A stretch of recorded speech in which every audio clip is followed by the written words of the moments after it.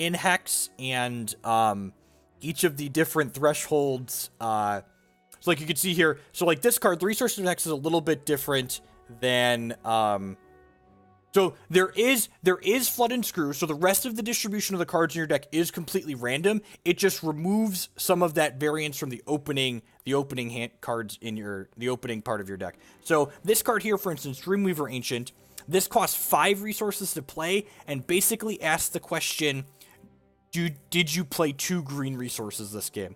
Fireball is actually a really good example of like a Hex card. This is kind of like a fixed lightning bolt. It only costs 1 resource to play, and it's quick, so there's a chain in Hex. You can play cards and respond to cards that your opponents play.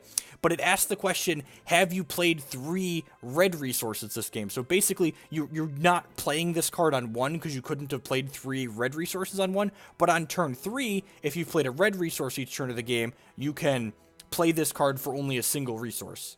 I'm going to go ahead and draft the Dreamweaver Ancient here. This pack's actually really stacked for Ruby, and there aren't a lot of good wild cards. This is just like a bomb rare. Whenever it hits my opponent, it generates a random troop that's going to get value for me. So while these Ruby pieces of removal are really good, I'm passing good pieces of Ruby removal with that pack. So I'm not really interested in like taking a Ruby card and then sending the message to the people I'm passing cards to. Like that pack could encourage 1 or 2 other people to move into Ruby, so I don't want to move into Ruby off that pack.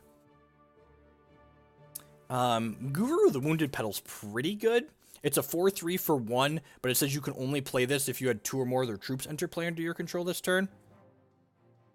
Are there colored costs, or does everything work like artifacts? Yeah, so you see here, like this card says, hey, have you played 1 green to play this? This is a dual shard card. It says, hey, it costs 2 resources, but it has to play blood or Ruby. If I want to jump into Hex, an easy, cheap deck to try out. So I have a list here of budget Hex constructed decks. And actually, that's a good plug for how the Hex constructor works. So Hex has a competitive ladder like you expect from most digital card games today. So if you buy a cheap constructed deck, like the cheapest Furico deck on there is about $20 to buy outright from a store, you can just buy that and play as much as you want on their constructed ladder and earn prizes on there. And as you play, your account earns experience, which gets you things like free draft entries and stuff like that. I think I'm gonna go ahead and pick up the Guru the Wounded Petal here.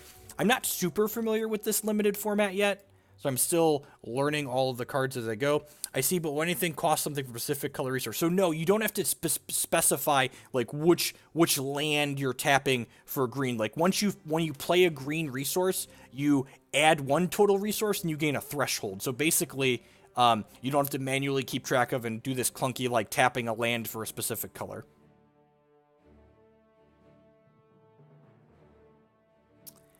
This pack, neither of these wild cards are particularly interesting or powerful.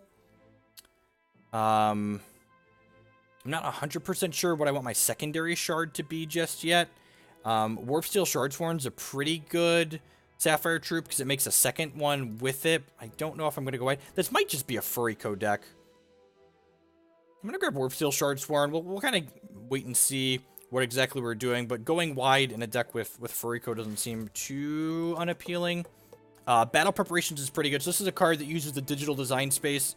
4 Hex is a good example. So it conscripts an Ardent troop. So basically, it generates a random 1-cost troop for us that has the Ardent faction, and then it gives it +2/+2. So basically, this gives us like an approximately 1 cost that's bigger. Yeah, Warp Steel does turn on Guru too. So like this creates 2 bodies. So on turn 3, we could go Warp Steel plus play Guru. I think I'm going to grab the battle prep here. Did I pass the guidance? I didn't even see the guidance in the pack. I'm so blind. I need to slow down and look at the packs more because I've been talking while we're drafting too, so.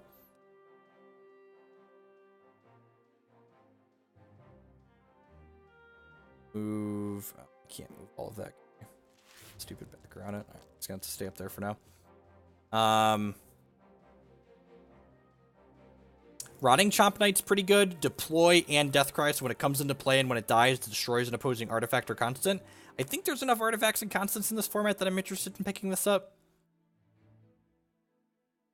Is Hex more or less addicting than Magic? It's more addicting than Paper Magic for sure, in the same way Magic Online is more addictive than Paper Magic, because, like, the fact that you can, like, play stuff on demand and earn prizes on demand, you could just, like, I want to play a game, I just get right into a game, whereas, like, when you're playing Paper Magic, you have to, like, wait for other people to get rounded up and stuff like that. Cloud Kill's pretty good. Destroy an opposing troop with flight and stun each opposing troop with flight. That being said, this might very well wheel at this point. What's the most expensive card in Hex? Our top tier standard decks, $200 to $300. The average Hex competitive standard deck, like tier 1, usually ranges somewhere between $80 and $200, with the average one being somewhere in the middle, like 120 is a good metric. All standard legal gems and champions are legal for Kismet drafts. There's budget decks that are reasonable that are tier 2 competitive. Like that budget Hex article I linked you to has a $20 deck and two $35 to $40 decks. The single most expensive card, and I really don't like coins in this. I'm going to grab this mechanized aerial list for now, in case we end up going in on... Verdant Mixologist is really good. It has a one-shot, give us an extra temporary resource, so I think I'm going to pick that up. Dark Magi! 1131 with the 2-month resubscription. Thank you for the continued support. I really appreciate it. Philly, it's on Hex PvP tools. One of the other things, if you're a data junkie like me, is that Hex posts 100% of the data from all of their tournaments. So, like, when there's a tournament, like they have the $1,000 cash runs every weekend, you can not only see the deck list that won and every other deck list in the tournament, but you can click on a deck that was played in the $1,000 cash tournament and see every matchup that they played in the tournament, and see every other deck they played against and what their record was against those specific decks. So if you think someone just ran hot or played mostly against bad decks, you can look and verify and see what they actually played against and what they beat.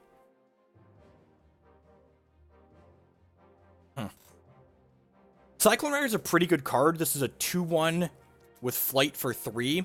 That gives the next action in our deck -2 cost. But I don't really have any... I don't have any actions right now, right? I have, like, exactly this battle preparations. The flight troop's pretty appealing, though. I think I'm going to pick this up. Honestly. Hey, speaking of PvP tools, there's Fred. The man, the myth, the legend in charge of PvP tools. I think I'm going to grab Windborne Ascension here. This conscripts an Underworld troop of cost 3 and then gives it flight, so usually this creates a bomb. Wild Ice is pretty appealing too, though. So this is a digital mechanic called Fate Weave, and basically Fate Weave pulls some of the variants out of Hex 2. It lets you stack the top card of your deck, so this is a slow resource. It doesn't make a resource that you can use the turn you play it, but it says, hey, pick resource or non-resource. I'm going to stack that type of card, the next one on your deck. That being said, I think I'd rather... Nah, I don't even know if I'm going to be committed into Sapphire just yet, so I'm going to pick this Wild Ice up, kind of stay flexible. Yeah, actions are effectively instants or sorceries. Quick, so in Hex, anything can be quick, so there could be quick troops too, and quick cards are basically just cards you can play on your opponent's turn. Also, like, activated abilities will say basic or not, and if it's a basic, it can only be used on your turn. Well, Sapphire Ice is pretty appealing. This Evaporate could be good. I think I'm going to grab the Ice for now. I value the Ice pretty highly, because, like, basically the Ice let us cheat on the number of resources we want, because this can effectively be 2 resources. It can stack the next card on our deck to be a resource.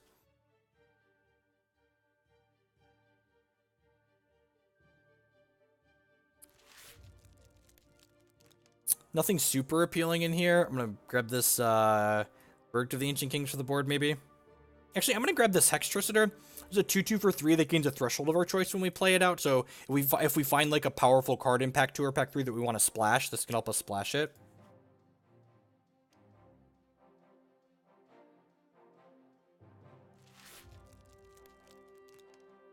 Nothing super exciting in here. I'm just going to grab this Diamond Ice just in case we get a Diamond card we want to splash, so we can play a Diamond Ice plus the Hextricitor. And again, same thing here. I'm not really a fan of Cavern Sentry. We're not really doing the... Although I guess... I have enough Underworld? Nah, not really. I'm just going to grab the Wakuna coin just in case we end up moving into Diamond. I'm not sure that these Sapphire cards are, like, super powerful just yet. So, if we end up getting, like, some busted Diamond cards in the next couple packs, we can pivot into that with this Diamond and this Wakuna coin.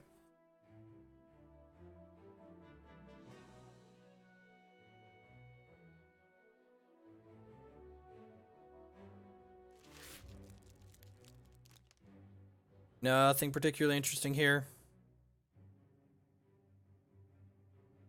It's kind of the chaff at the end of the packs here. So Hex packs is 17 cards, and then it's like the last 3 or 4 picks, like most drafts, are just going to be pretty unplayable. We already have, like, theoretically, like, 8 playables here, so not hurting by any stretch of the imagination.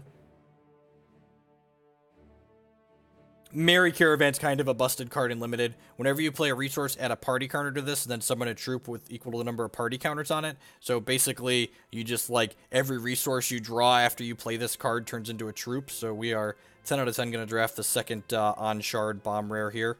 Got ourselves a Dreamweaver Ancient and a Merry Caravan. It's bad PA. Yeah, bad PA, still good in Limited.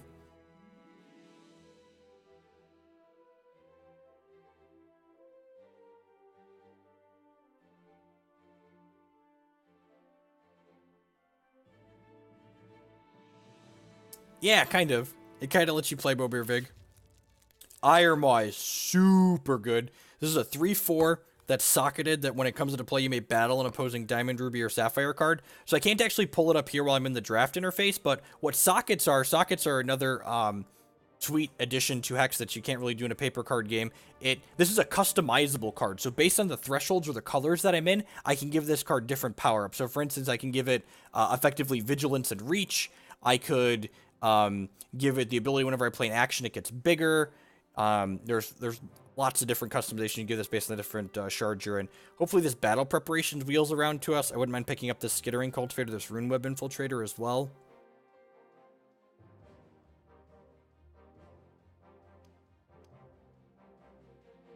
But this is like a threat removal split card. It fights Diamond, Ruby, or Sapphire cards, so like on average it's going to kill something in most people's decks. That's a Pesky Pipit, which is another customizable card. And it has Scrounge 6, which is an ability that lets us use our discard pile as a resource. Basically says, if there's 6 troops in our discard pile, we can get rid of all of them. And if we do, this gains the line of text. At the end of your turn, summon a random squirrel. So I will take a third on Shard Bomb here. We might play like Shoku as a Dreadling champion. Shoku helps enable Guru of the Wounded Petal, and it's going to be good with Pipit. I think Wild might be open, right? Was it like a third? We have 20 cards. That was a third pick Pipit.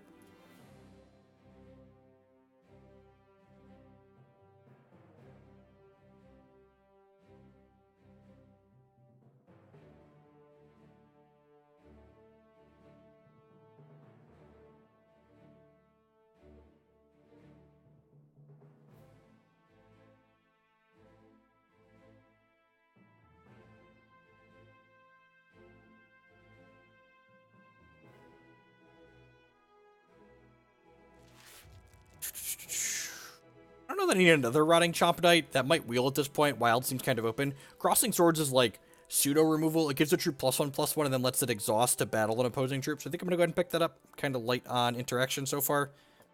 I would like to resolve that. Make sure we have some ways to kill our opponent's stuff.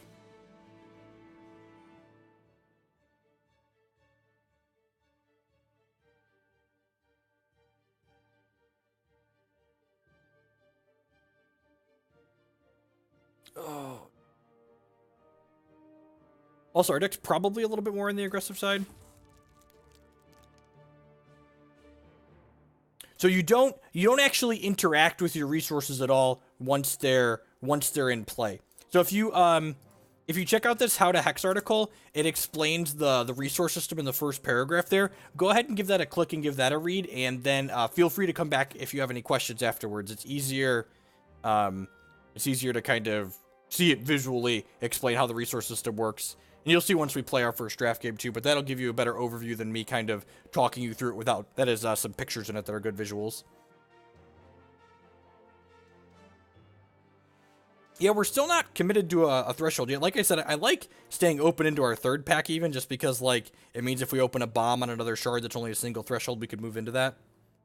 Especially open to like taking a diamond bomb since we have a diamond ice and a Wakuna coin here. Battle Prep. Yep, I like Battle Prep. Battle Prep's effectively a 3-drop because you pay 2 and then you pay 1. The average card quality that you get from Battle Prep is pretty reasonable. Yeah, I'm just going to keep drafting Battle Preps.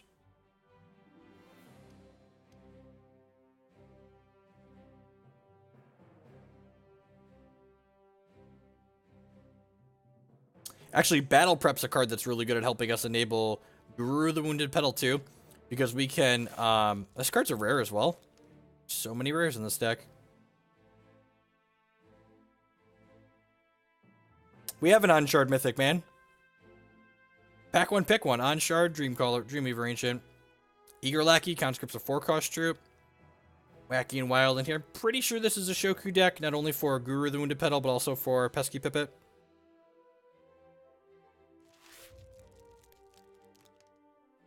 Storm Chaser. What gems? Are there any gems that are good for this? If we're in Sapphire, not really. But I'd rather have a Monsagai coin. I guess this helps enable Pesky Pipit theoretically, too. I think I really want the Storm Dancer. If we're in... Storm Dancer is better in, like, Ruby, because you can give it Swift Strike. Grab this Diamond Dice again, just in case we open in some Diamond Bombs in the 3rd pack. Like, I don't even know that I want this Mechanized Aerialist, because it's double Sapphire.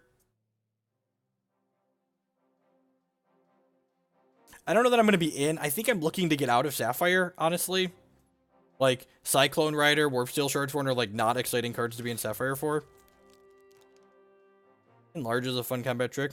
Does Hex take advantage of the randomness in the digital a la Hearthstone as opposed to paper card games they can't really do? So, like, the conscript mechanic is a good example of, like, how Hex uses random, right? So this generates a random 1-cost troop and then makes it slightly larger. So the average card quality you're getting with this is moderately consistent. Like, usually you're getting, like, a 2-3 or a 3-4, like, somewhere in there for 3 resources. It doesn't do, like, Hearthstone, where it's, like, deal 6 damage to a random thing in play, or destroy 2 random troops in play. Like, there aren't things that are that level of random.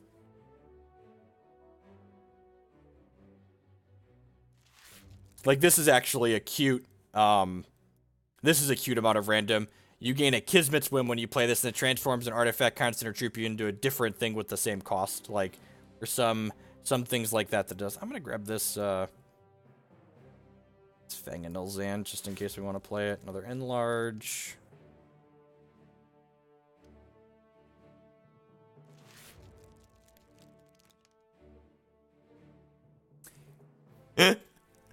Another Unshard Rare. This one's not quite a bomb.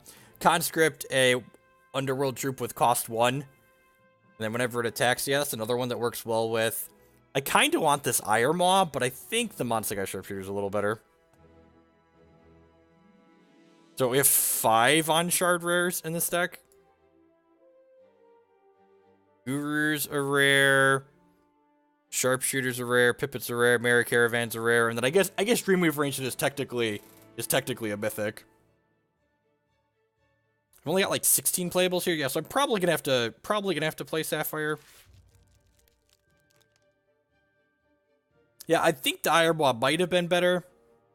Irebois really, I don't know, like, curving is nice. This is also another card that, like, helps make Guru better, and it helps make Pipit better. There's another Warp Steel Shardsworn here, which, like, is probably fine for making Guru, and probably going to be in Sapphire. Go ahead and take that. There are the good wild cards in there anyways. Dread Harvest is more than good. It's great. It says every time we gain a wild threshold, we summon a Dreadling. And when it comes into play, we get a wild shard from our deck into our hand. I don't think we're going to end up getting up enough card quality to just be straight mono wild.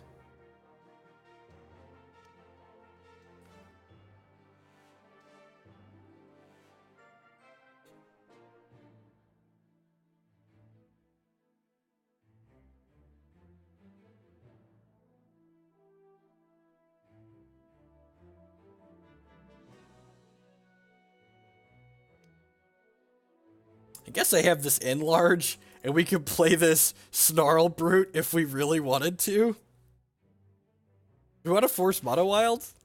It's another Dread Harvest. Man, am I forcing Mono Wild? We're at 20 playables. I need like 3 more playables out of this pack to force Mono Wild.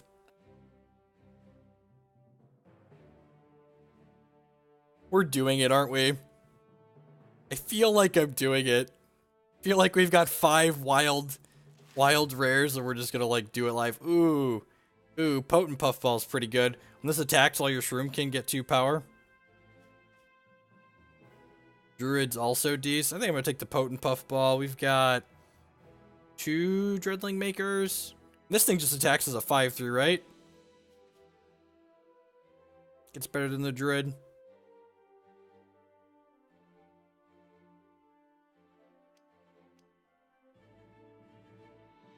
going on, Speed? We're gonna be closing out my Sunday night streams with an hour or so of Hex from now on. I just I for the last couple weeks I did like 5 or 6 hours of MTGO on Sunday and then just like went to bed. And I need some Hex to wash it down with afterwards. Shoku's Garden makes 2 Dreadlings, and then this also enables our Guru the Wounded Petal. There's like a Butcher in this pack that's pretty good, but yeah, we're just gonna continue forcing Mono Wild here.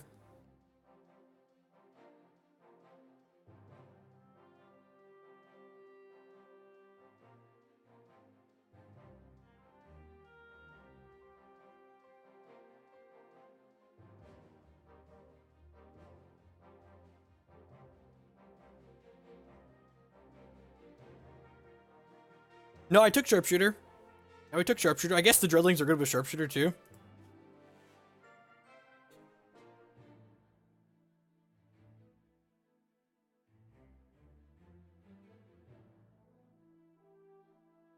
Got 22 playables now. Ready target troop, it gets lethal this turn. I think... Am I in the market for Stinkhorn Soup? I feel like we're in the market for some Stinkhorn Soup here. Someone's gonna block a Dreadling, and we're gonna Stinkhorn Soup it.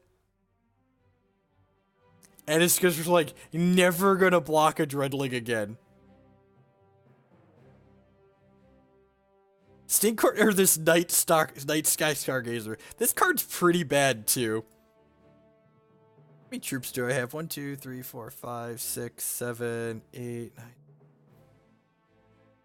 I think I want the Stinkhorn Soup. Yeah, so... another Potent Puffball. Yep.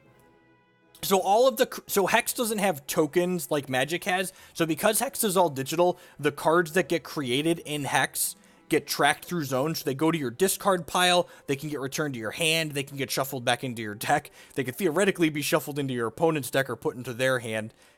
And Dreadlings are these ugly little spider robots that are 1/1 with speed that have to attack, and at the end of our turn they die. So they have some good synergy with things like Pesky Pipit that wants extra troops in our discard pile. This feels like a gift to the Manti deck, right? I'm going to double check my troop count again. 1, 2, 3, 4, 6, 7, 8, 9, 10, 11, 12, 13, 14, 15, 16. I probably actually need the troops, right? And this fills my bin for Pesky Pipit.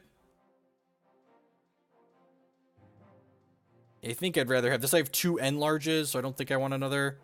Yeah, I think the Cottontail's fine. It's like another random pooper for us. Nature's Reigns is a fine reserve card to try target artifact or constant. Man, if we find an artifact or constants decks, our Chomp Knights and the Nature's Reigns gonna go to town. Chew them up and take them to Pound Town. Do I need to play the Sparkle Cap? The Sparkle Cap's pretty terrible, right? Oh, I guess it can make a Blossom on when it dies. Never mind, that's fine. There's a minor wild gem that makes a 1/1 when it dies.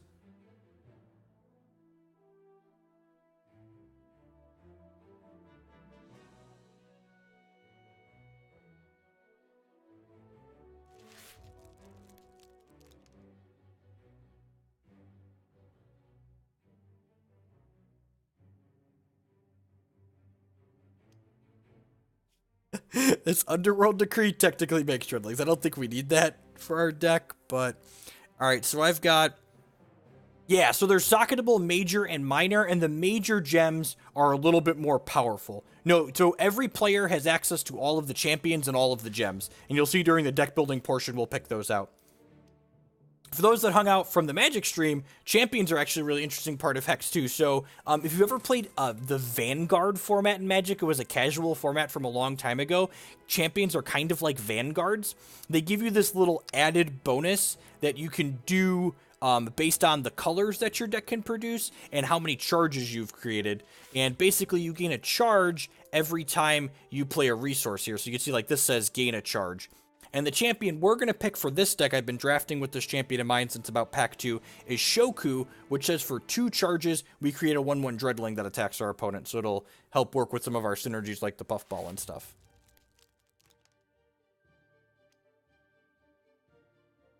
Champions also determine your starting life total, so the champions have different starting life totals from 15 to 26, I believe, or 16 to 26. And in Constructed, and even in Limited to a degree, the champions are great because they reduce some of that, I kept the wrong hand. Why is there a third to last pick guidance in here? They reduce some of that I kept the wrong hand type variance, because you can often look at your opponent's champion and go, oh, they're playing Champion X. Champion X is usually an aggressive deck, so I can mulligan accordingly because my opponent's likely playing an aggressive deck. I guess I probably only need to play 16 resources in this deck, because I've got 2 Dread Harvests and Ice. That's probably fine, actually. So, these are all the different champions that have different abilities. Like, this one, for 6 charges, you lose 4 health and draw 2 cards. Bunch of them do a bunch of different things here. The one I want to play is... Where is he? Shoku. So, for 2 charges, he makes a Dreadling. The upsides and downsides are how powerful their different champion abilities are. So it's kind of a balancing mechanic. They can create a champion with a higher starting life total if it has a weaker champion power. It also allows you to push some champions more towards control champions. And like a lot of the champions that are like, this champion is likely for an aggressive deck are more likely to be, what's the word I'm searching for, have lower life totals. So, like, for instance, some of them, where's a good aggressive champion? Angus the Arsonist. 4 charges just deals 3 damage directly to your opponent. So, basically, for every 4 resources you draw, you get to deal damage to your opponent. And the champion powers are kind of sweet, too, because they mitigate one of the downsides of flooding in a game like Hex or Magic, because if you draw a bunch of resources, you can just activate your champion power still and get some value off of that.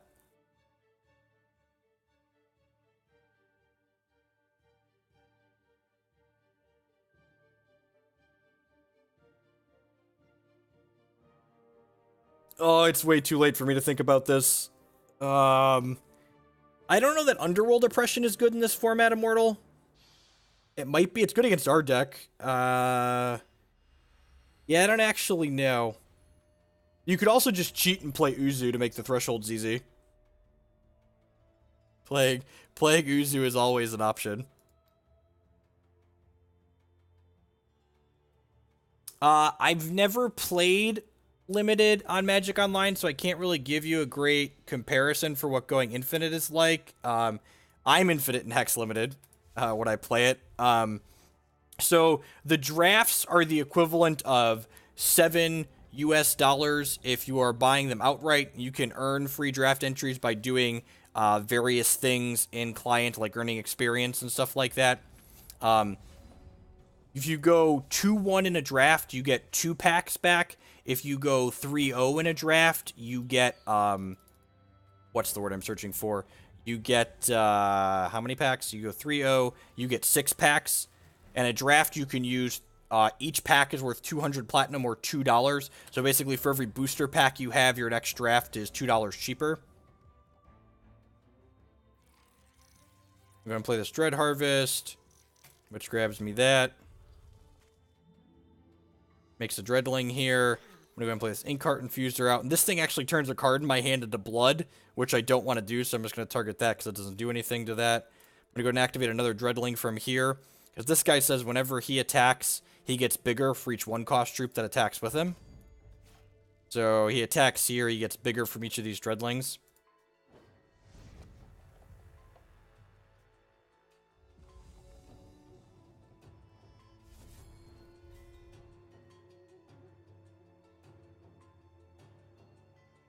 You can see here, I started with 19 health, my opponent started with 25 health. Usually Dreaming Fox is a more controlling champion. Potent Puffball is pretty good. I just wonder if they have a quick troop here. I'm going to wait on my champion power to summon a Dreadling, because my Potent Puffball makes my Dreadlings bigger when he attacks. You do have a quick troop here, so this is going to give itself +2 defense, and then they gain 2 life for the turn. Or they gain 2 life. So, just like in Magic, when my opponent plays a card, I get a chance to I get a chance to respond to that card, and vice versa. You can see it kind of goes, like when I play this card out here, it goes on the chain in the middle. If my opponent had resources, they could respond to it. Yeah, so my opponent's champion here, for 7 charges, it creates an Oracle Song, which draws them 2 additional cards. So hopefully we're going to kill our opponent before the game gets to that stage. Would like to draw a resource here to make another Dreadling with my Dread Banner. Stinkhorn Soup, that's pretty good.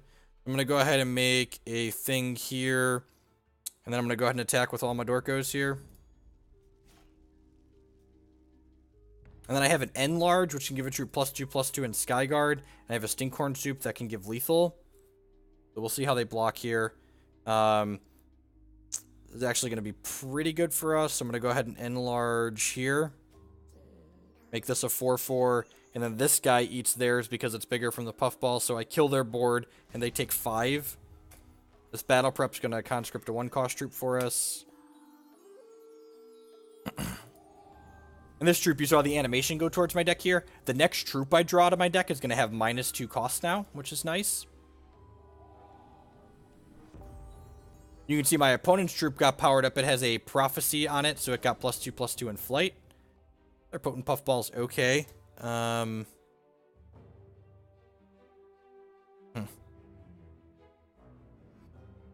going to go ahead and attack with all 3 of these. If my opponent wants to block and eat my 2/2 for free here, they're going to have to take 8 to do so. Honestly, I might just Stinkhorn. Oh, they have another of these. That's a tilt. That's really annoying because it means that not only does it gain them life, but it means they can trade here and eat this. It's like not a good scene for me. Yeah, that's kind of a tilt. Took 3 there, but they gained 2.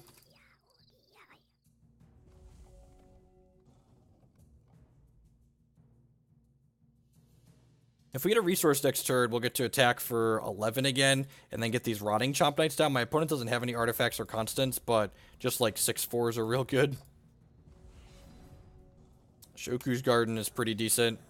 It creates 2 Dreadlings when it comes into play, which get bigger when this Potent Puffball attacks. And then whenever one of my Dreadlings die, and these die in a turn, I gain a life. Pretty solid aggression here. See how my opponent wants to block. I'm probably going to use the Stinkhorn Soup to make sure we kill the Squirrel Cove Witch.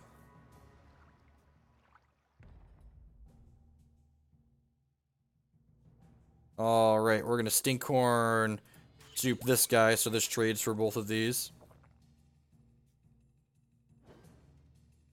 Lethal. Opponent takes 9 and goes to 3. We gain 2 life off of this. If my opponent gets to their 7 resources, they're probably going to bury us.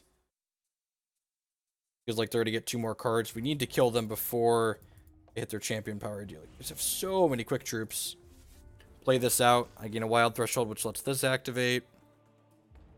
Back with both of these. Please don't have another quick thing that eats my guy. Crackling Blast. Destroy my thing. Yep. Alright, they're going to 2. Claim a 6/4. This guy is large. Large and in charge.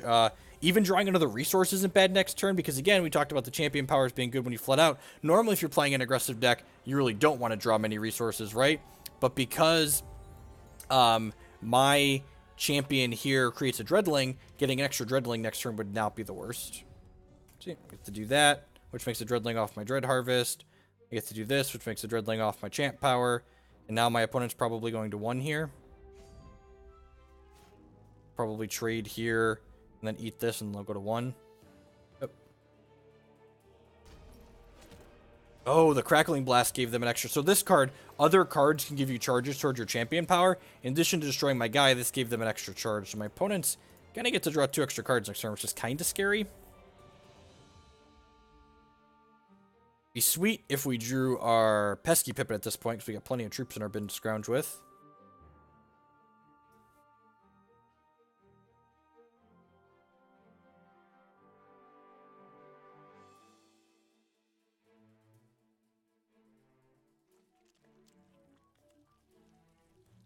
Where they play an action, they get to bury 3 cards of each opponent's deck. Okay. Hopefully, even a resource here is not bad because it makes a Dreadling they have to block, which means they can't double block my Chomp Knight. Sweet. Huh. I'm actually going to put a resource on top of my deck here because, again, the Dread Harvest makes a Dreadling when I gain the Wild Threshold, and then that's going to let my Champion power work as well. So I'm going to get 2 Dreadlings next turn, which means my opponent needs to put 2 blockers into play, which seems pretty unlikely for them to be able to do. You know, knock on wood here. They do get to draw 2 cards here, but if they draw 2 cards with this Oracle Song, they're only going to have 3 resources left. Sweet. So if they don't have a thing here, we're actually going to kill them for Xaxes.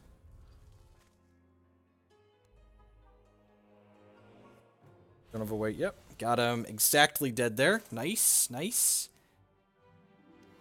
All right. What wild cards do I have? Not many, right? I wonder if the Snarl Brute is good, just like a 6/6 with Spell Shield. Rotting Chomp Knight doesn't seem to do much against them, so I'm just going to make that swap. This is more expensive, but it's also, like, impossible for them to deal with.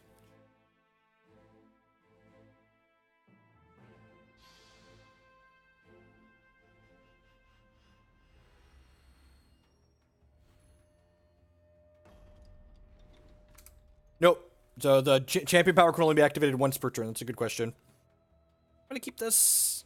I guess this is a little slow. Oh, I forgot my deck list thing. There's my... I forgot to hide... I hid this while we were drafting. So Hex has an API as well, so you can see here this is the list of all of the cards in our deck. I was going to look over and see what cards I had, and I was like, oh wait, it's hidden. I could mulligan this looking for a more aggressive hand, but I think it's fine. It's fine. We're on the draw, so like getting under our opponent on the draw is going to be a little bit difficult. There's the Snarl Brute. Okay. Hey, look at that. We found... Pocket Army's pretty tough to beat, actually. It basically creates endless copies of itself, and my opponent's not going to play anything else out other than this Pocket Army, most likely. We might just get beat down by this Pocket Army.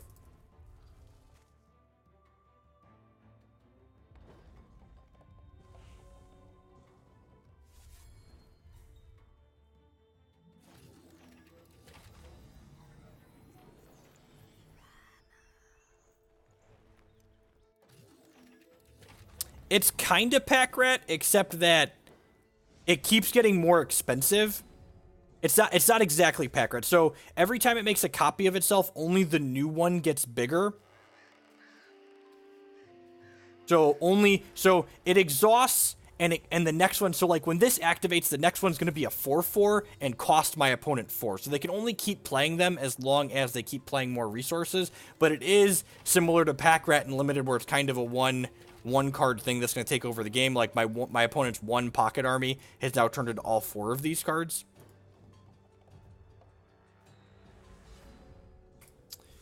That being said, this Chomp Knight's about to be very good, and this Ashwood Soloist actually gains us 1 resource when we attack, so I'm going to get to go ahead and attack in with this, which gives me enough to play this Chomp Knight, and they probably don't want to block with their 4/4 because of my combat tricks. Wow, that's good. Alright, well, let's Stinkhorn Soup this. Just kill. Alright, so we traded 2 cards for most of their Pocket Army. Have some lethals. Go, and then this Chomp Knight's going to trade for this one. Wow, I didn't think we were gonna get out of this game.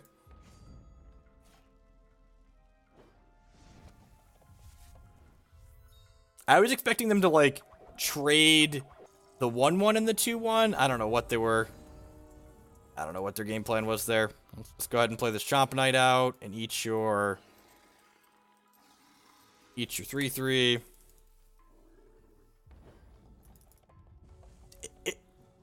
It was technically a 2-for-1 in their favor, right? Because all of their Pocket Armies came from 1 card, and I had to trade 2 cards for 3 of their Pocket Armies. Yeah, I think blocking with the 4/4 as well was definitely a mistake on their part. Let's go Battle Prep here. Got a Young Seer again. I wonder what the odds are of getting the same thing twice in a row with that. I'm going to go ahead and attack with this. And now, this was 1 troop entering play.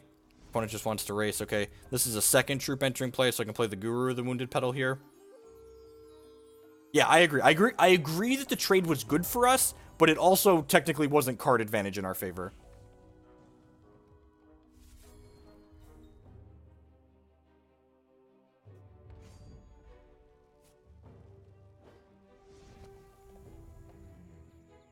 Four power worth of Swift Strike is exceedingly annoying here. It means none of my other troops can attack in.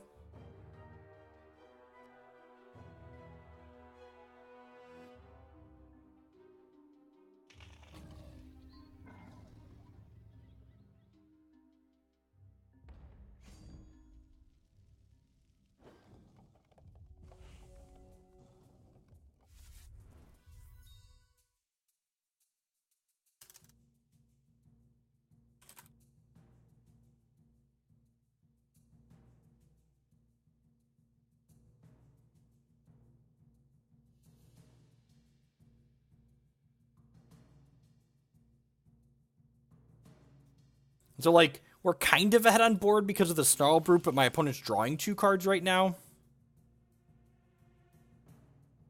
We'll see. The Snarl Brute might just, like, trade for a bunch of their things, and because it's Spell Shield, they can't really interact with it. That being said, they are racing us in the air here.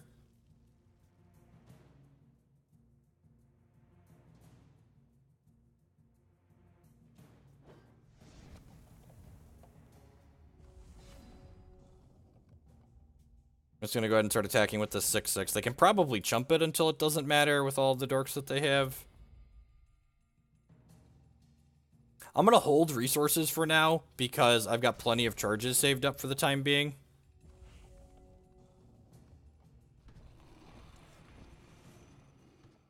That's really bad for me, so that's another flight troop.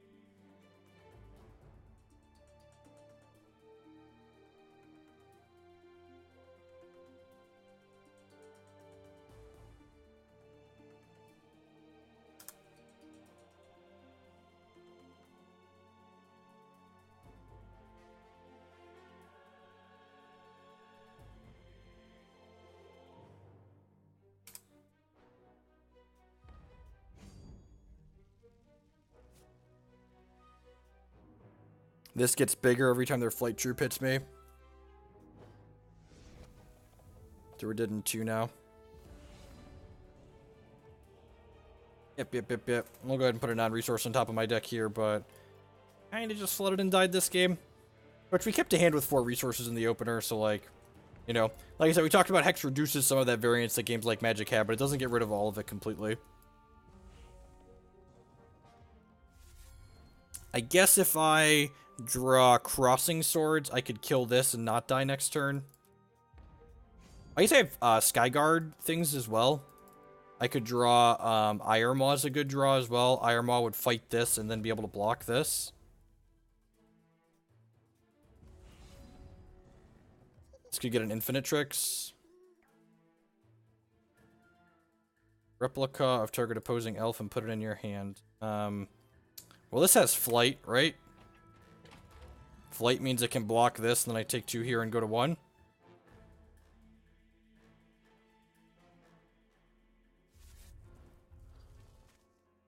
No, Hex is written in Unity, so basically it just works in Underwine. So, there's I actually maintain the Wine app DB page for Hex. So if you look on the Wine app DB page for Hex, there's a couple of Hex running under DirectX 11 under Wine doesn't work nicely, but if you use it under DX 9, which is just one config setting, it works as expected. We get to jump here and go to 1. Iremaw gives us another turn.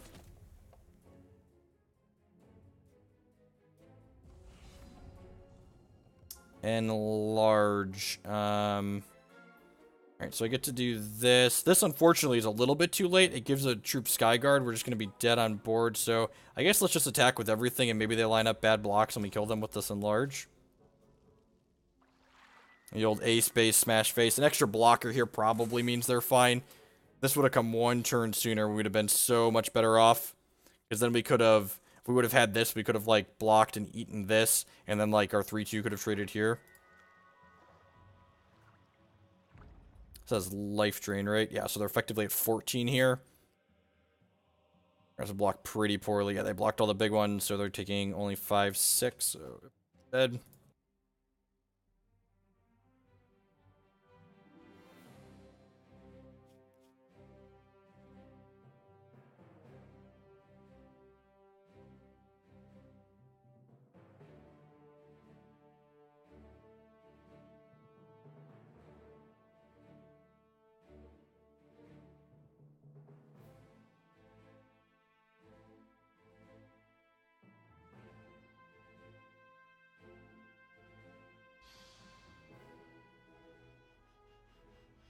Yeah, exactly. Yep, so.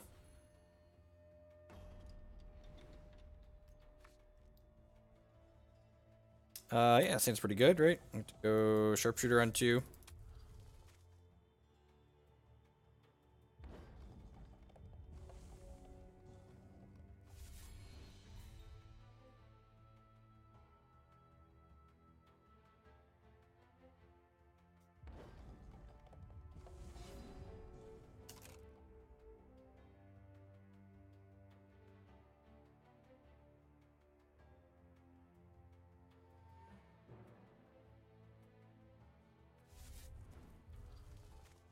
Play this out here. Would like to draw 3-drop next turn. Windborne Ascension, sure. The Snarl Brute in our hand again.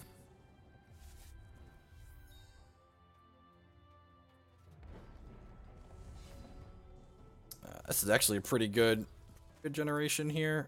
That being said, I think I want to just play it out as a 2-1. Anything else to do with my resources here, so let's attack with these. Hopefully we just hit some resources from here on out. At least one more shard so that we can go potent puffballs.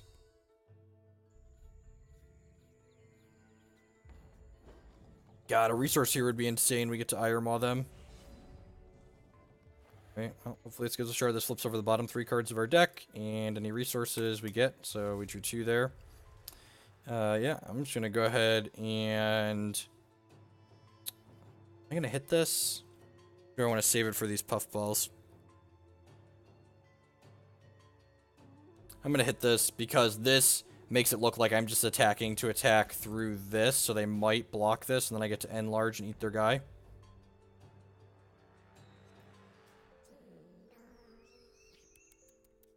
Okay, goes to a 4-3. They take 4 here. I punch through their guy, and my guy lives. Hopefully they have a non-quick troop this turn, so that way I can Iron Maw it. Man, they have a quick troop. Sad. That being said, I think I'm just supposed to smash here. Because my Iron Maw can come down and finish off whatever this is. Yes, this is a 2-4. So it's going to get to probably eat my 2-2 here. And they'll take 3. And then my Iron Maw is going to get to finish this off. I'll have a 3-4 in place. Gets to fight a Sapphire thing. The real question is, do I want to put a resource on top of my deck? If I put a resource on top of my deck, I get to guaranteed play this Snarl Brute on 7, which is probably pretty good, right? It's like having my 6/6 spell shield on 7. Continue pressuring my opponent. If they have another 2-4 with flash here, I'm going to get to beat in for 4 down to 11 and then play a potent puffball to the table after they eat my 2-1.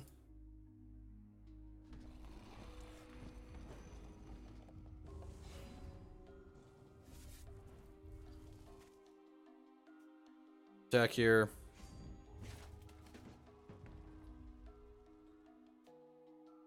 To take that block. Potent Puffball comes down, so Potent Puffball will attack as a 5-power guy next turn. Plus, we'll be able to hit our Champion Power and attack with another 3-power guy as well. And the Snarl Brute will hopefully come down and help clean up. And don't think he can afford to attack here. 3.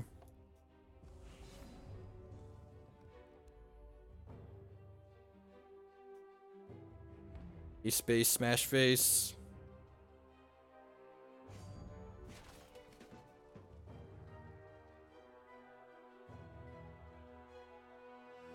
This is actually a shroom pin as well, which means, oh, that's a tilt.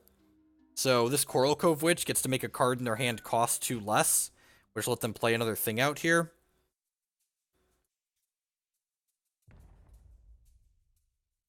So now these can bounce. Oh, these can trade. These can bounce. Okay, that makes sense. Huh. Gets just Snarl Brute time. Him out here and start beating down.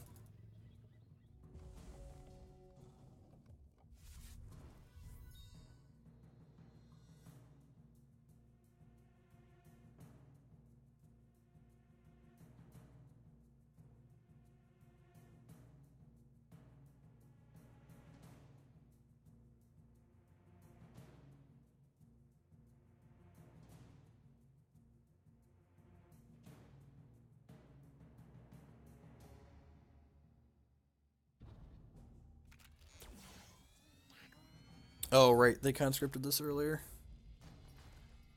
Box here. So they could trade both of these. That's kind of a crappy card to draw this late.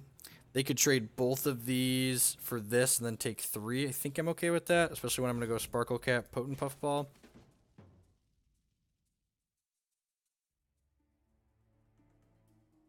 No tricks one time, no tricks one time.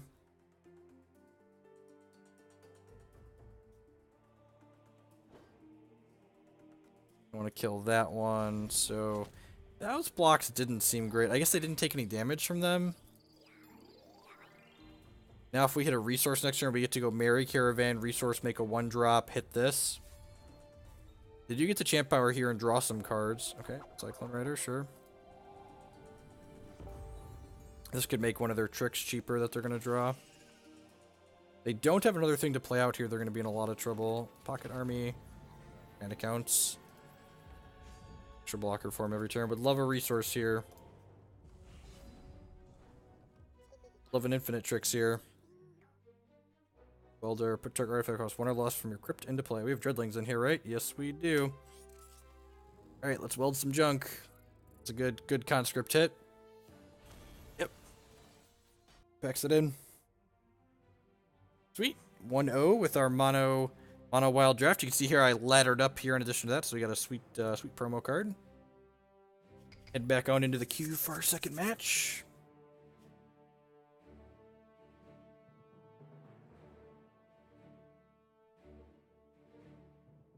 Hope everyone's having a good evening. Thanks for hanging out for some Sunday night hexing.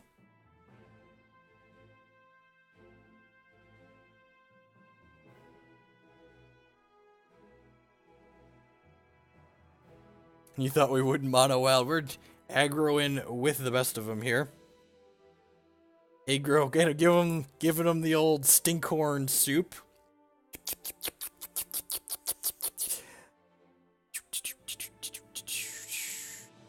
Can I keep up my undefeated record in Kismet drafts? It seems like a bold thing to try and keep up. I'm currently 7-0 in Kismet draft batches so far.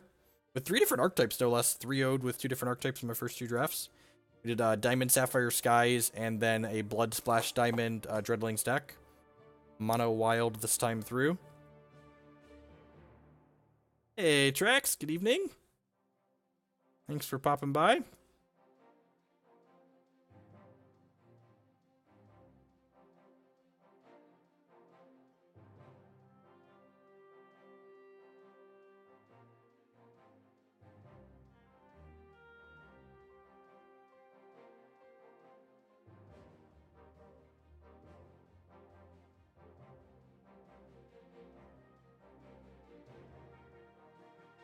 To be fair, David, I think they would optimize the interface a little bit for touch. Like, when I play Hex on my Yoga tablet, I have gestures for different things, like a gesture to right click to zoom in on things. I have a gesture for attack with everything or pass the turn and stuff like that. So you could definitely make the interface better for tablets than it is now, just like the desktop interface, right?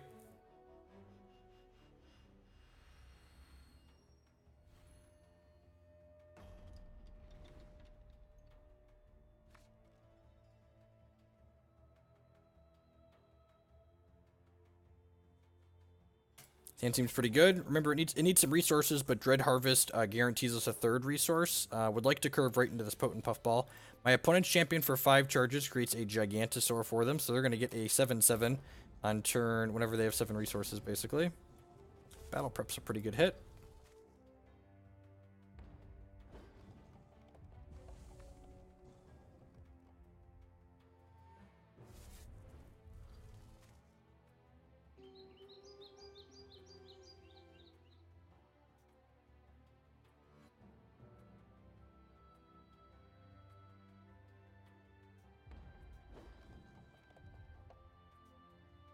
That gives them an extra resource too, so that's kind of scary. Just gonna battle prep.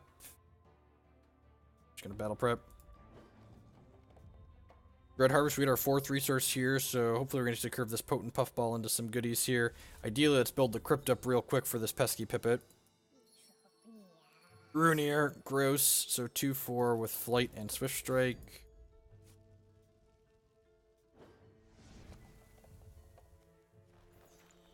Whenever they play, have a troop enter play under their control, this gets 1/1 permanently. What do I want to do? I think I want to go Dread Harvest here. Into this. That's how Skyguard said fast, which is nice. Do I want to hit another one of these? Yeah, I just want to fill my crypt up, I think, for this pesky pipit ASAP. I'm going to save the second activation on this for when I have a potent puffball out. But getting an appointed damage here seems fine. We might be able to fill our crypt fast enough for this pesky pipit that we can race this Runier Hierophant here. We also might be able to steal a block with an enlarge, perhaps. Sure.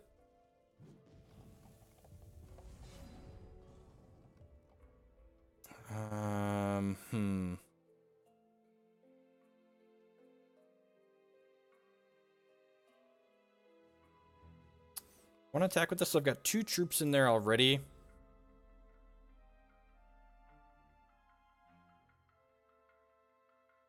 If I do this, that'll put 3. I'm going to do this. Put a non-resource on top of my deck. And then I'm going to hit this. So this puts 4 troops in there. And then, actually, if I get really lucky and hit 2 troops on this Cottontail Explorer, I might be able to...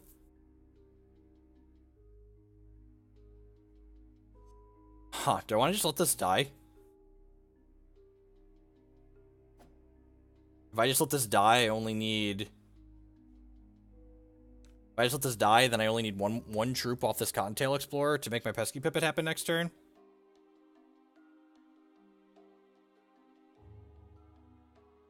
Think I like that. I could also just, like, chump block this.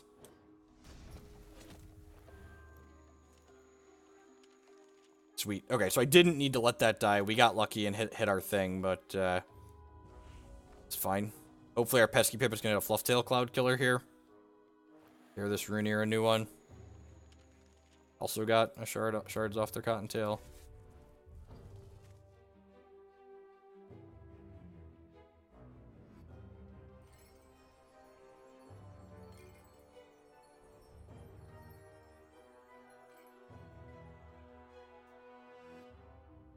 That's kind of scary. Field Medic, that's fine.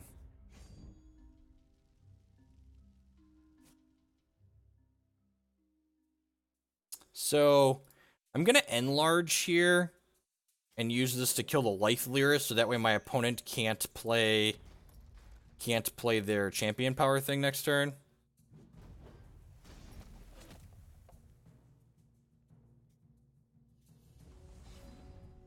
Stinkhorn Soup's pretty good. scrounge this bad mamma jamma here.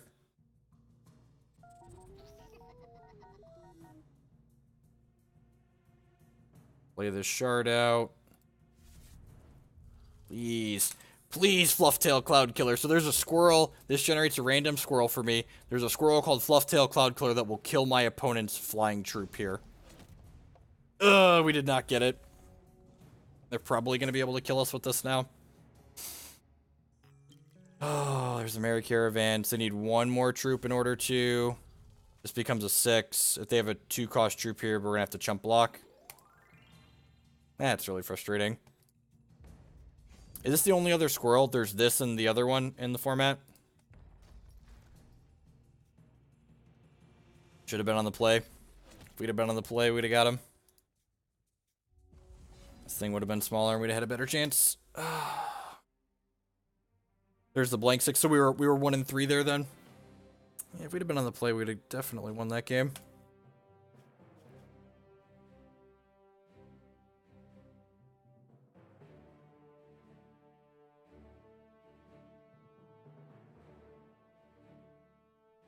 This is draft. So you draft your 40 card deck.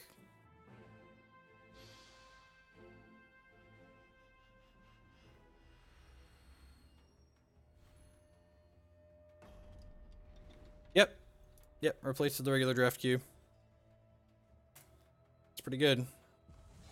But again, it's going to be harder to enable without a Dread Harvest on 2 though. 3 Staggered Steadfast, sure. Cottontail Explorer goes a little bit way towards helping with that though.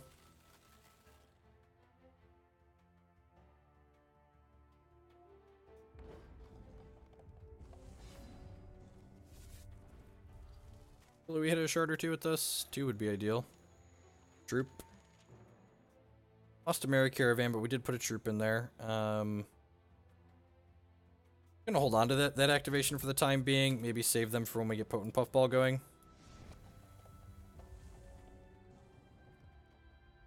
Yeah, I'm excited. I'm gonna Clash for the first time in a while. I haven't been playing. I'm not a big fan of 777 Limited, but this limited format's been enjoyable so far. The synergy, that's what I'm searching for. Synergy-based draft formats are not... Synergy-based sealed formats are not a good time in my opinion.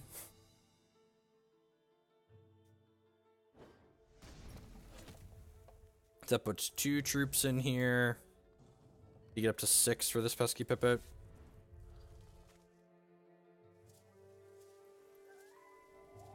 Let's do defense. That's good.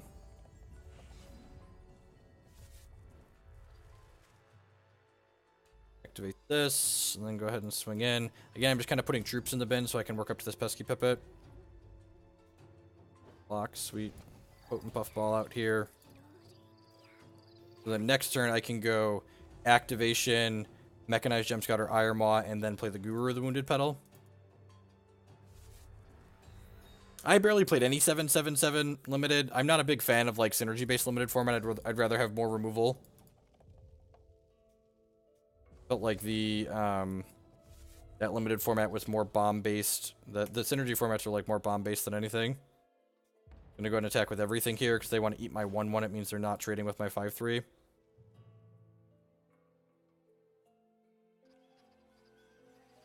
Wow, that's good. So they gave their thing +3/+3 permanently. So now they get to eat my buff guy here. A little bit bad. It's unfortunate that this can't fight other wild things. So let's play this Gem Scout. And play this Guru, the Wounded Petal. I gives it Skyguard Steadfast too. It's a tilt. I've got 1, 2, 3, 4, 5 troops in here. So 1 more troop in the bin, and then I can get this Pesky Pipit online.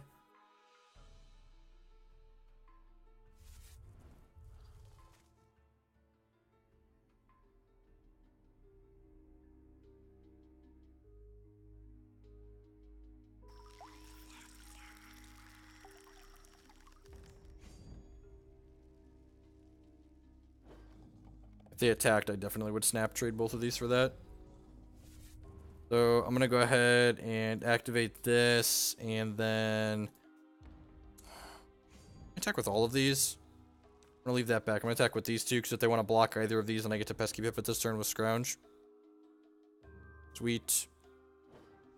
Should be 6 troops in here. 1, 2, 5, 6. Scrounge this bad mamma jamma. Just 1 squirrel off of it, hopefully multiple. Makes a random squirrel every single turn. There's the one we wanted last game. Whenever we play a resource, this gets +1/+1, and when it comes into play, it battles each opposing troop with flight. They don't have a removal spell for this. This is going to get out of control very quickly. It's going to keep making squirrels, the worst of which is just a vanilla 6/6. That's unfortunate. I got an answer for it right away, but when you get a 7/7 out of it, that's going to grow into an 8/8 here, so hopefully they're going to be able to beat him down. Oh, I got the bonus off of this. That makes sense.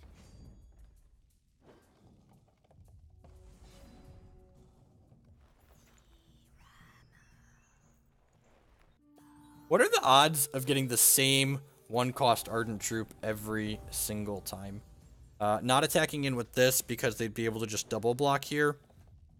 It's not good for us, so hopefully we're just going to wait for another one of our bombs. Although I guess we're like down a Pipit and a Merry Caravan here, so...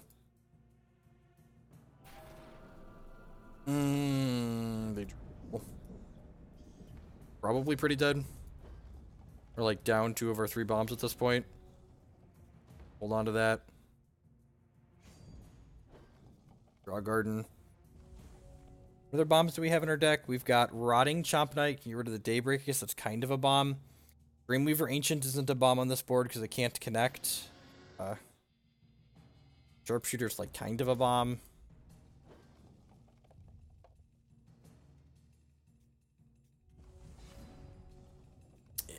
Yeah, we're pretty here. If we had like Merry Caravan still in my deck, I would give it a second, but I'd rather just get my life EV in and queue back up here.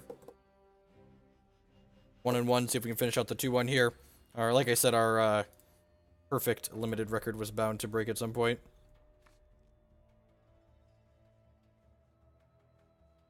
That seems fine. It's a little resource heavy, but we can Fate Weave a non-resource to the top with this, and then this can cycle if we want it to. I guess this Wounded Guru Pedal's a little awkward. Less awkward when we draw that, though. Grab a non-resource here with the Dread Harvest. Probably. I want to Dread Harvest on 2, so that way on 3 I can go resource, make a Dreadling, Verdant Mixologist. Play that. Never mind. It's just Sharpshooter. Yep, 10 out of 10, let's just Shooter.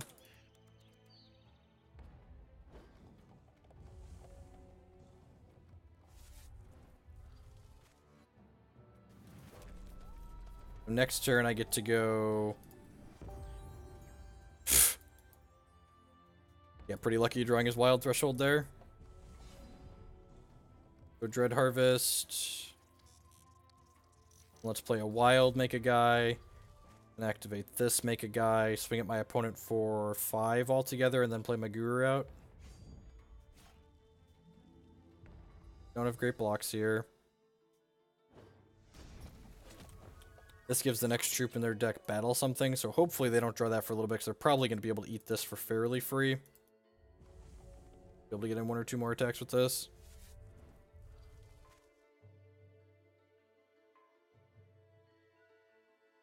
I mean, just team events in general are sweet. Like the team constructed, let's get the Battle Prophecy on it. Next troop in your deck gets deploy, get an action back, sure.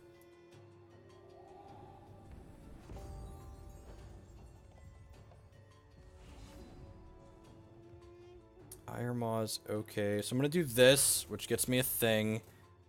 And then I think I'm just going to do this. Yeah, I'm just going to do this, which gets me another one. So then that's 4-1. So I get to go ahead and attack them with all of these. And this will be a 4-4. They could trade this for this, but then they take 6. So I think I'm okay with that. The next one I get to play a Potent Puffball out. So I'm trading my 1-drop for their 4-drop here, basically. And I'm going to play Potent Puffball.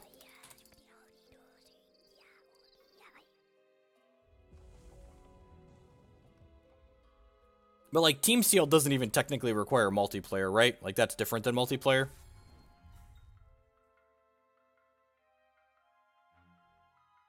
See what kind of bombs they may or may not have. Oh, I forgot sleeves and a battle board. It's so late.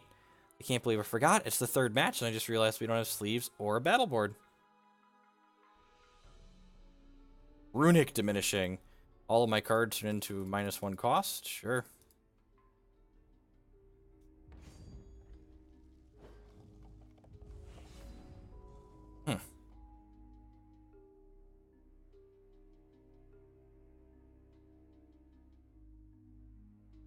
Well, then I guess I'm just attacking here, right? I'm gonna go ahead and put this Mixologist into my deck and get out a different troop.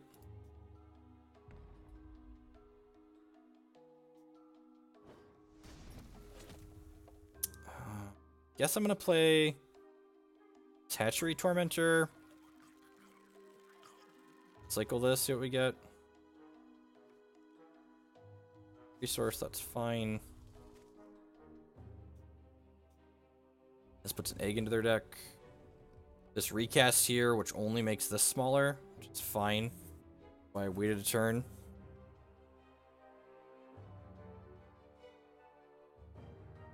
Put 2 things back in their deck with Wind or Moon, sure. They hit their thing that battles yet. Conscripted troop here.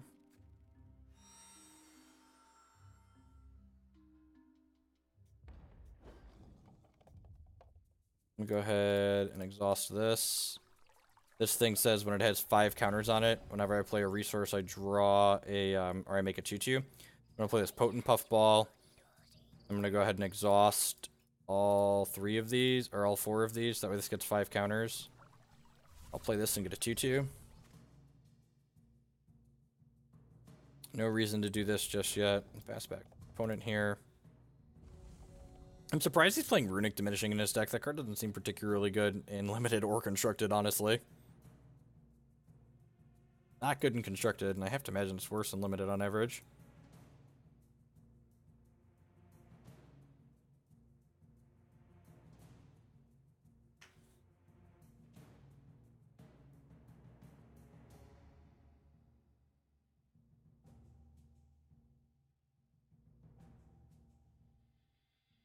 Got what you got, opponent.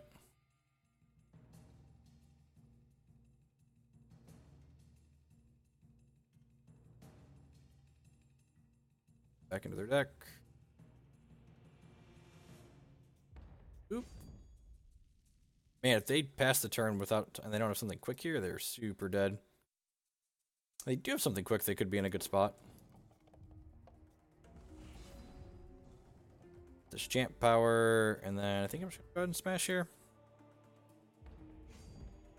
Do I want to put one of these back on my deck for a different random? I think I do. Oh, that's funny. It put one Rotting Chop Knight back, and then I got it back out. And there's something quick here, we could be in trouble.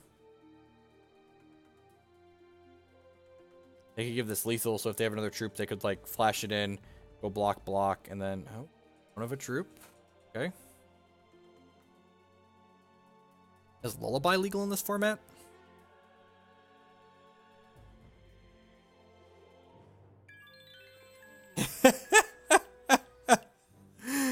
That's too funny. Oh, I have 2 of these now, too. Well, that's pretty good. I'm going to hold on to the shard now because my Dread Harvest came back.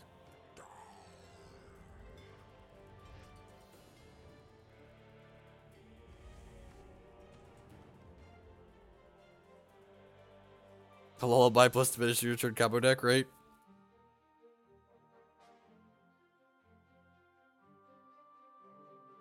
Put Lullaby and Time Flux back into his deck.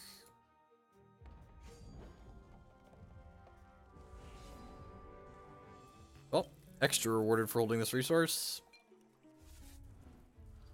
Make a Dreadling, make a thing, make a thing. Alright, smashy, smashy. Energy Flux. Well, that means they don't have another thing, right?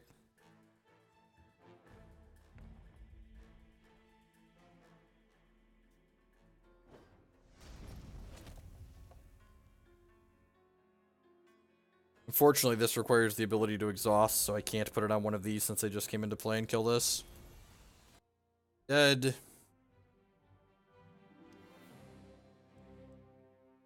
I think I want either of my 2 reserves cards, basically, so I'm just gonna go ahead and click submit. I can select a battle board. Here's my forest battle board. You're one of the Magic players that stuck around, get ready for some beautiful time to select a sleeve.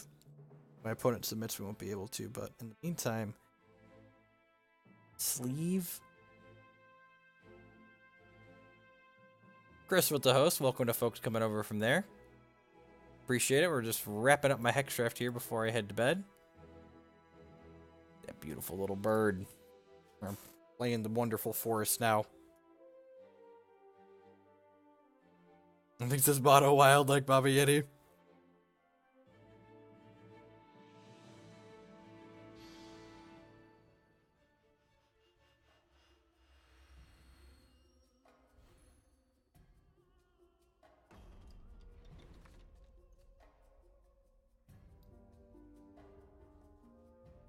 This card's actually really bad against Lullaby, right?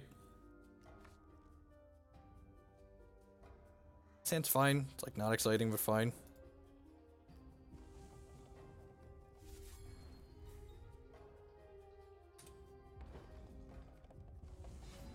This is much nicer than the bland default board that we were playing on in the previous matches.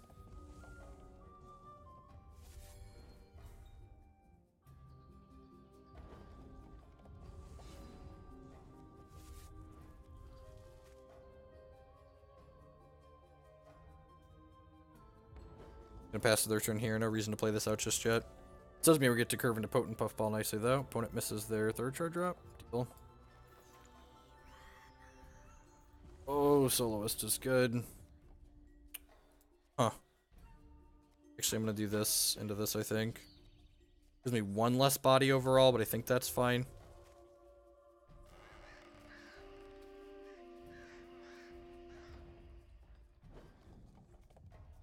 Might be a quick one. In focus, alright. Let's look at 2 and take 1. If they hit their wild here, we could have a game still. Especially if they have a Lullaby to revert this.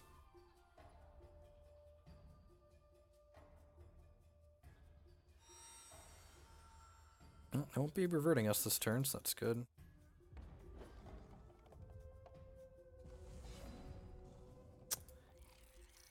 It's pretty good. Hopefully we hit a shard next turn. Go ahead and hit this. Crunch in for 9 here. This is for evaporate. Sure. Just 5 then. Let's go this into this. Hopefully we hit a non-slow shard next turn so we can jam this Dreamweaver Ancient down their throat. If this connects, the game is certainly over.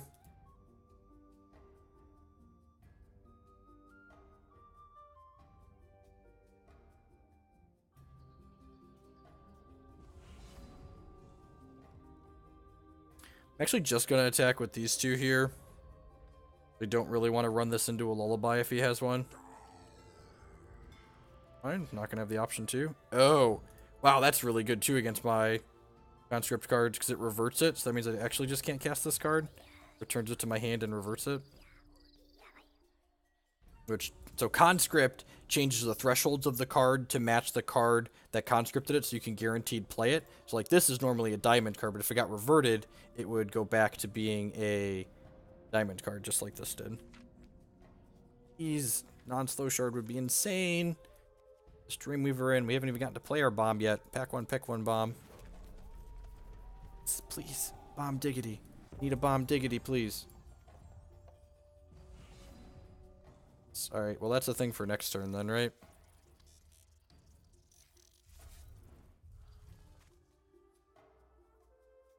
Now every time we play a wild resource, we get 2 Dreadlings too. He's probably pretty dead even without this card in consideration. So, turn.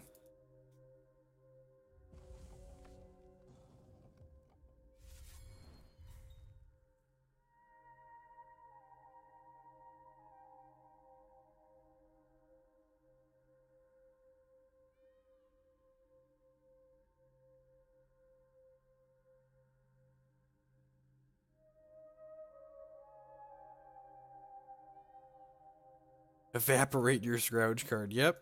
That's like, you ever remanded a Bloodbraid Elf in Modern? Definitely lived to do that more than once. Did not feel amazing.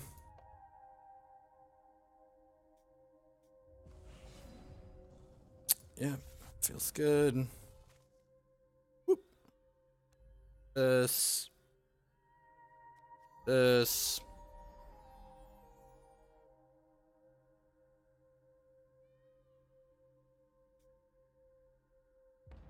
Get lullabied and be kind of sad. Hit my champion power. Yep. Tilt. Maybe I shouldn't hit my champion power there. They were dead without it, right? It was -2. Yeah, they were dead without my champion power, so I shouldn't have hit it.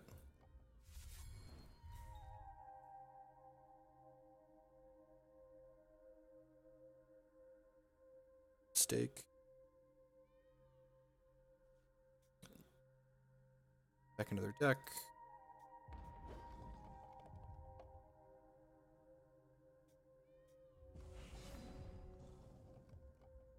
Not gonna hit this time around, I don't think. Wait until I have a potent puffball to attack with too. Multiple lullaby. Alright. Oh, and then they have runic diminishing too. That's cute. You can like stall and then runic diminishing. I mean, like, they're probably still pretty dead if they runic diminishing this board. And then, like, after they runic diminishing, like, oh, it's gonna fight something.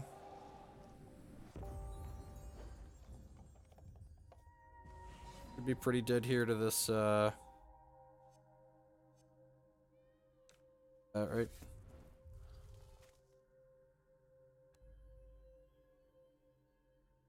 An adventure book. Opponent stumbled just a little bit too long here.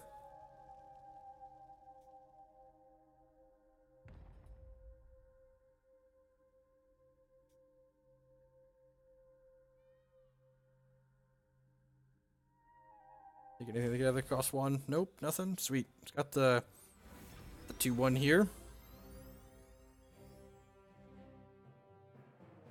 Shiggity shwooty. Alright, well that wasn't too bad. New draft. God, that's at 7 of 8. Oh, good, it popped. I was gonna be really tempted to join that and like not play the games, but just like draft tonight.